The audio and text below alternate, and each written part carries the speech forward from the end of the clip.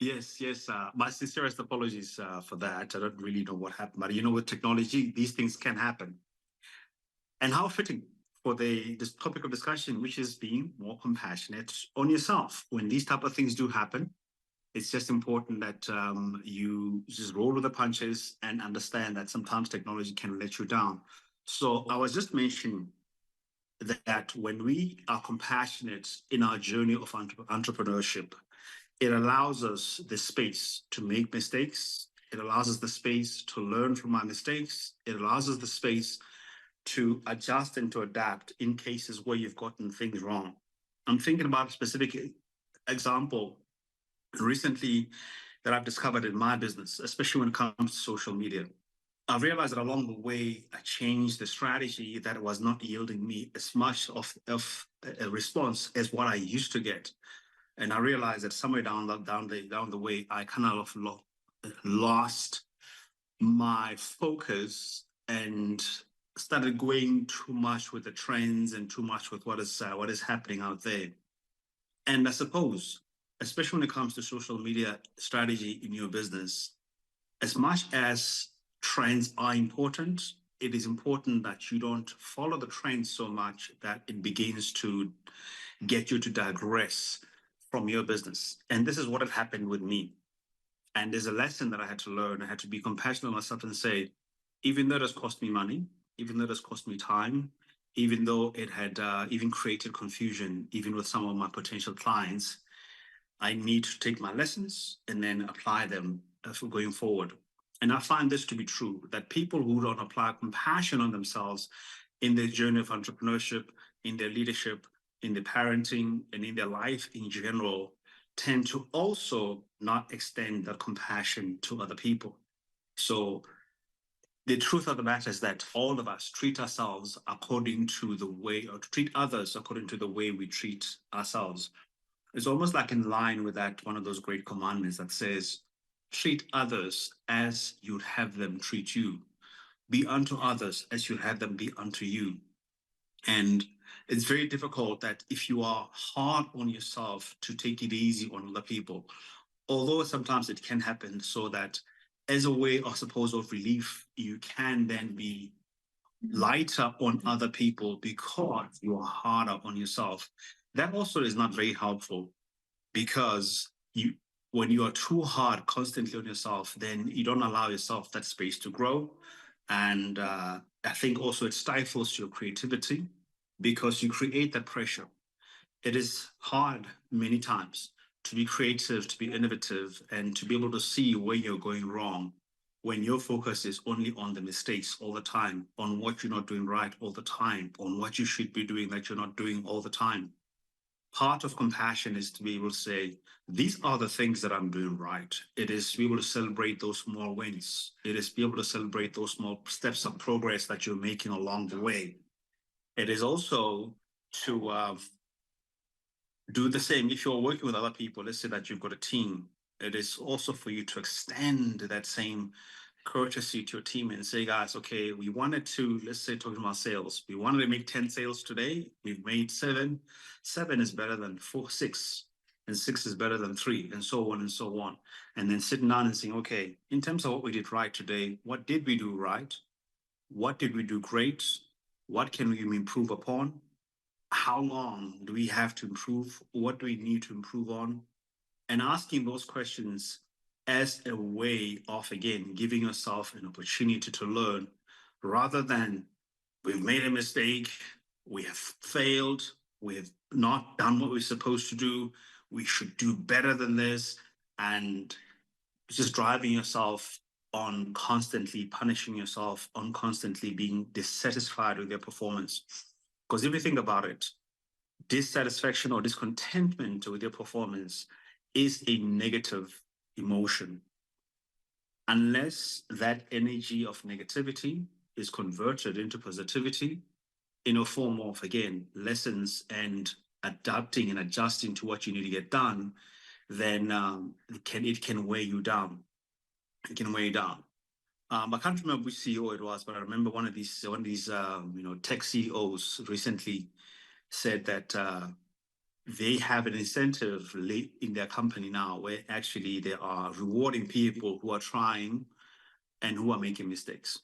That actually is a great concern that in the space of innovation and in the space of coming up with new products, if people are not making mistakes. And he says that the first thing that he does is actually look at the leadership, look at the leadership's perception on what mistakes are, on how they handle mistakes.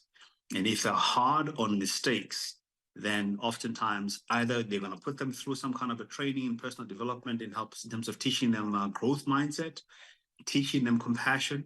It's interesting, actually. I was reading one of these articles of recently about the rise of compassionate leadership. Some call it conscious leadership. Some call it love leadership.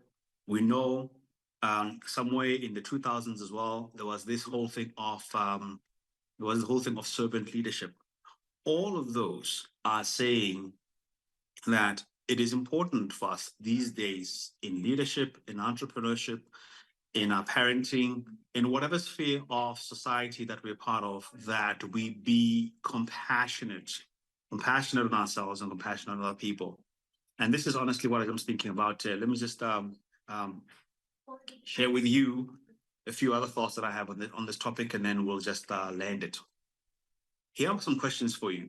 When it comes to how you see yourself as a parent, as an entrepreneur, as a parent, as a leader, would you say that you are understanding? Would you say that you are soft? Would you say that you are kind? Would you say that you're considerate to yourself? Here's another question I'm going to ask you. Do you treat yourself as someone that you care deeply about? Part of being compassionate also is accountability. Do you hold yourself accountable? Or do you let yourself get away with stuff? And I think it's important to make a distinction between what I'm talking about when I'm talking about accountability, when I'm talking about compassion here, that compassion is not about you allowing yourself to get away with things that you should not be getting away with. But compassion actually is also holding yourself to a higher standard of accountability and saying, even though I have not, I could have done this and I could have done that, but even though I haven't done what I needed to do, why did I not do it? Was it a question of I was lazy? Was it a question of I was tired? Was it a question of I didn't have enough information? Was it a question of I didn't plan correctly? Is it a question of I don't have enough discipline? See, it's not about you getting away with things that you should not be getting away with, even though those things are hurting or harming your journey of success. But it is about writing them down. And what I've been speaking about in the show is also about being transparent with yourself.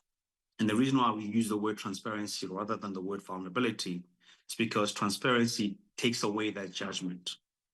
If you're not succeeding because of you don't have enough experience, or because of you don't have enough resources, or because of you don't have enough knowledge, or because of you don't have the infrastructure or access to certain points, that's part and parcel of life. You need to be transparent about that. Being able to correctly identify what is causing your lack of success, what is standing in your way of success, without being too judgmental about it, is being compassionate. Transparency is compassion because it removes judgment. Judgment puts you in a category of, I'm a failure. Compassion or transparency says, I may have not achieved what I want to achieve yet, but I am getting there. Accountability says, even though it is true I'm getting there, maybe I don't have as much time. Maybe I can be a little bit more responsible with what I have. I remember I had to make this reflection. It was around 2019 when I had to start over, where I needed to look at what is it that I was, that I can actually do better. I knew that it wasn't a lack of intelligence. It was not a lack of hard work. It was not a lack of will. It wasn't even a lack of resources. or even a lack of having had opportunities. But somewhere down the line, I also had taken certain things for granted, certain opportunities, certain privileges, certain blessings that God had placed on my life. I'd taken them for granted and I hadn't been as responsible as I should have been. And when you are that transparent, it is part of, again, exercising compassion on yourself. You don't allow yourself to get away with things that you should not be getting away with. And as we come into a close here, I want to then mention that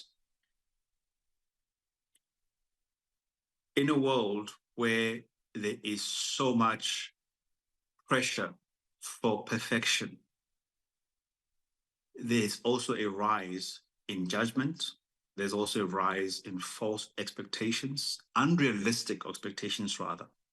There's a rise in unrealistic expectations. There is a rise in expectation with of overnight success, with everybody displaying the opulence and all the success that they've done, all these curated lives online. We can very easily think that we have fallen behind, that we need to catch up, that we need to get on some bandwagon or on some trend so that we too can be relevant, or so that we too can, at least take a little bit of that success. And many of us have fallen for that.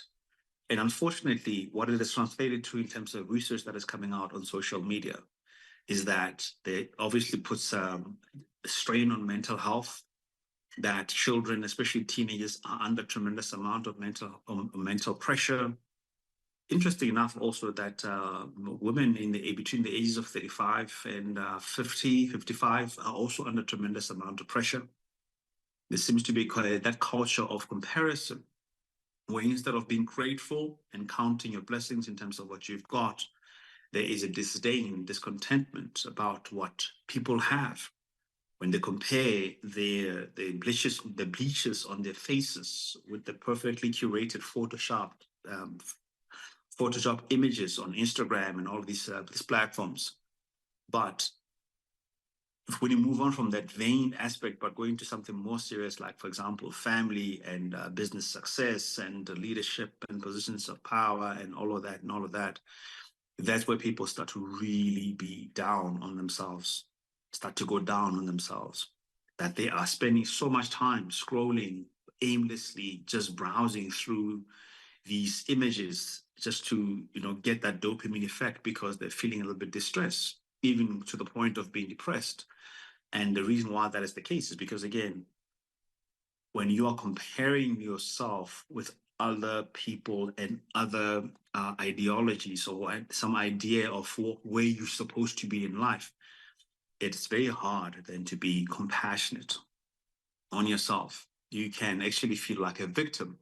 When you feel like a victim, you're feeling like you're less powerful. You're feeling less, you don't apply yourself as well as you could. Obviously, that also erodes your confidence. And if you are at a very low confidence, you don't apply yourself as brilliantly as you possibly could. And that affects your performance on many, many different aspects. And so I would like to propose to you to do what I sometimes do. And that is, when I'm feeling like down, I remind myself of what I am doing every day to succeed.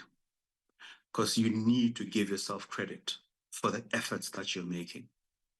You need to give yourself credit for the efforts that you're making. Number two, as I've said earlier on, count your blessings. What is it that you have right now? Count your blessings. Have a little, like I have. I've got this journal here. Have a little journal that in which you write. What do you have? What achievements have you made?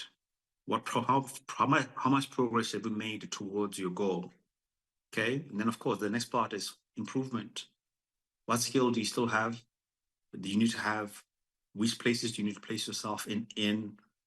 What more do you still need to acquire to get yourself to where you need to get to, right? And for goodness sake, take a deep breath. Every now and then, I literally sit and I take those deep 3 breaths every day. Whenever I'm feeling a little bit, overwhelmed, I take those deep breaths, and I am very conscious and intentional to ensure that I become compassionate. So, my motivation for you today is that you be a little bit more compassionate, less judgmental, more transparent, more curious about your own progress and your own journey of success. And you'll find that that makes you a little bit more pleasant, even with those around you. And it'll take away the tremendous amount of pressure that you may be feeling on a daily basis to be successful.